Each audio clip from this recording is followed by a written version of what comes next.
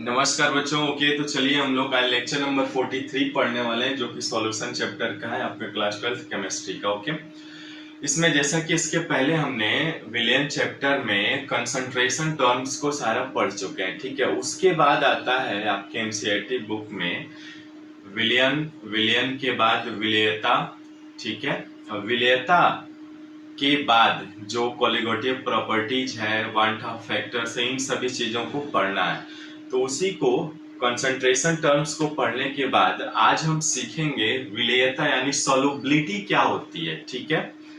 जैसा कि बताना चाहूंगा कि 2 दिन लेक्चर्स नहीं आए होंगे। ओके, कुछ टेक्निकल इशू था, इसके कारण। वैसे वो दोनों दिन के लेक्चर्स आपको जल्दी अपलोड हो जाएंगे, यानी एक दिन में 3 लेक्चर्स आ जाएंगे, ठीक है।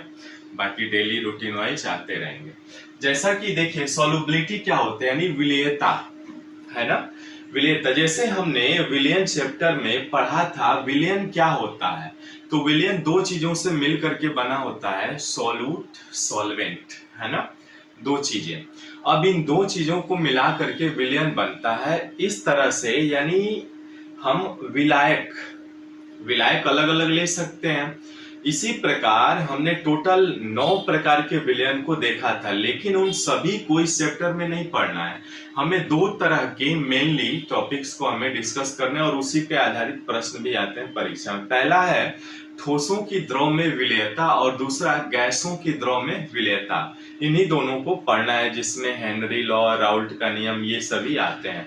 जैसे जैसे आगे बढ़ेंगे उसको देखेंगे। अभी हम समझते हैं उसमें ही एनसीईआरटी में कुछ विलेयता, यानी विलेयता क्या टर्मिनोलॉजी होती है उसको समझेंगे।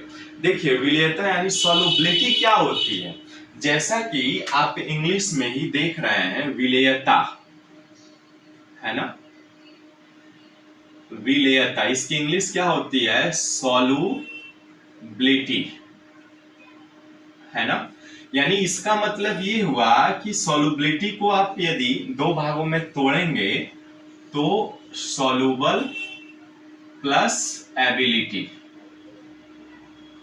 यानी सॉल्युबल माने घुलने योग्य, और योग्यता रखता हो, योग्यता रखता हो, यानी ऐसा विलयन जिसमें क्या हो, सॉल्युबल एबिलिटी हो। यानी कोई भी, मान लीजिए नमक और पानी है, तो जैसे ही नमक को पानी में डालेंगे तो नमक पूरी तरह से घुल जाएगा, यानी घुल जाना, पूरी तरीके से घुल जाता है, उसे ही विलेयता कहते हैं। लेकिन इसमें कंडीशन है। सॉल्युबल होता क्या है, किसी भी निश्चित तापमान पर, जैसे डेफिनेट एकदम सर्टेन तापमान हो, जैसे हम सामान्य रूम टेम्परेचर लेते हैं 30 डिग्री या 25 डिग्री सेंटीग्रेड, ठीक है। मान लीजिए हमने 30 डिग्री सेंटीग्रेड पर हमने क्या लिया, नमक और पानी को घोला, तब उस समय टेम्परेचर कितना था, इतना, यानी NaCl और प्लस H2O। इसका हमने एक क्या बनाया, विलयन बनाया। किस पे, यानी 30 डिग्री निश्चित तापमान पर। तो जैसे ही हम नमक को डालेंगे पानी में, डालते जाएंगे, तो एक समय ऐसा आएगा कि नमक घुलना बंद हो जाएगा, यानी नमक की ऐसी अधिकतम मात्रा, यानी मान लीजिए ये विलायक तो हमारे पास 100 ग्राम ही लेना है, यानी 100 ग्राम द्रव में हमने मान लिया 10 ग्राम यदि नमक लिया, और 10 ग्राम नमक पूरी तरीके से घुल जा रहा है। यदि 11-12 ग्राम हो रहा है तो नमक का घुलना बंद हो जा रहा है। तो विलेय पदार्थ की वह अधिकतम मात्रा जो इसमें, इस विलायक द्रव में, 100 ग्राम विलायक में घुल जा रही है, उसे ही हम आपका विलेयता कहते हैं। जैसे देखिए परिभाषा भी आपका सेम ही कह रहा है, निश्चित तापमान पर। देखिए निश्चित तापमान पर किसी पदार्थ की वह मैक्सिमम क्वांटिटी, वह अधिकतम मात्रा जो विलायक की एक निश्चित मात्रा में घुलकर एक संतृप्त विलयन का निर्माण करती है, उसे पदार्थ की विलेयता कहते हैं।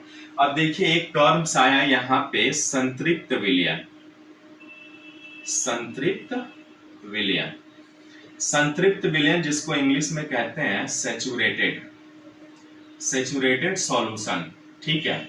ये क्या होता है, यानी संतृप्त विलयन उसे कहते हैं कि जैसे आपने 100 ग्राम पानी में जब 10 ग्राम नमक डालना ना, यानी वो पूरे तरीके से घुल गया, लेकिन 11 ग्राम डालेंगे तो नमक नहीं घुलेगा, ठीक है। तो यानी संतृप्त विलयन वो हुआ जिसमें पूरी तरीके से वो घुल जा रहा है। अभी आगे देखेंगे इस टॉपिक को विस्तृत अध्ययन में कि संतृप्त विलयन क्या होता है और असंतृप्त विलयन में, ठीक है। तो संतृप्त विलयन का जब निर्माण करती है तो उसे पदार्थ की विलयता कहते हैं, यानी किसी भी निश्चित तापमान पर किसी पदार्थ की वह अधिकतम मात्रा जो विलायक की एक निश्चित मात्रा में घुलकर एक संतृप्त विलयन का निर्माण करती है, उसे पदार्थ की विलयता कहते हैं। अब देखिए, किसी भी विलयन की विलयता यानी विलयता का मान आपको विलेय विलायक की प्रकृति यानी नेचर कैसा होगा, विलेय का नेचर कैसा होगा, विलायक का नेचर कैसा होगा, इनके नेचर पे डिपेंड करता है। साथ में तापमान पर भी डिपेंड करता है कि टेम्परेचर क्या होता है, प्रेशर दाब पर भी निर्भर करता है। अभी हम देखेंगे आगे, जैसे जैसे लेक्चर्स आगे बढ़ेंगे उनमें सभी ठोसों की द्रव विलेयता को प्रभावित करने वाले जो भी कारक हैं उनको भी देखेंगे। अब देखिए विलेयता का सूत्र क्या होता है, देखिए बहुत ही आसान है। यानी देखिए विलेयता बराबर विलेय पदार्थ की मात्रा बटे विलायक की मात्रा गुणे 100। यानी किसी भी निश्चित तापमान पर 100 ग्राम विलायक में, यानी यदि विलायक का 100 ग्राम विलायक हम लेते हैं तो 100 ग्राम विलायक में विलेय पदार्थ की ग्राम में जितनी अधिक मात्रा घुली जा सके उसे हम विलेयता कहते हैं। यानी विलेयता का सूत्र होता है विलेय पदार्थ की मात्रा बटे विलायक की मात्रा गुणे 100, ठीक है। यानी 100 ग्राम विलायक में, देखिए इसको आप मोल प्रति लीटर में भी व्यक्त कर सकते हैं। मोल प्रति लीटर में कैसे व्यक्त कर सकते हैं, मान लीजिए हमने क्या लिया, विलायक को कितना ले लिया, 1 लीटर ले लिया, है ना, और विलेय पदार्थ की मात्रा किस में लिया, मोल में लेंगे तो मोल प्रति लीटर में भी व्यक्त कर सकते हैं। लेकिन यहाँ पे विलेय पदार्थ की मात्रा हमने ग्राम में लिया क्योंकि चूंकि विलायक की मात्रा हमने 100 ग्राम लिया है, ठीक है। 100 ग्राम विलायक में विलेय की जितनी मात्रा अधिक से अधिक घोली जा सके उसे विलेयता कहते हैं, ठीक है। आशा करता हूँ समझ में आया होगा, ओके। यदि कुछ सीखने को मिले तो प्लीज हमको सब्सक्राइब, लाइक और शेयर करिएगा, क्योंकि इससे हमें मोटिवेशन मिलता है। साथ में घंटी का आइकन जरूर दबा लीजिए, ओके बच्चों। मिलते हैं फिर नेक्स्ट वीडियो में, एक संतृप्त विलयन क्या होता है उसको सीखेंगे, ठीक है।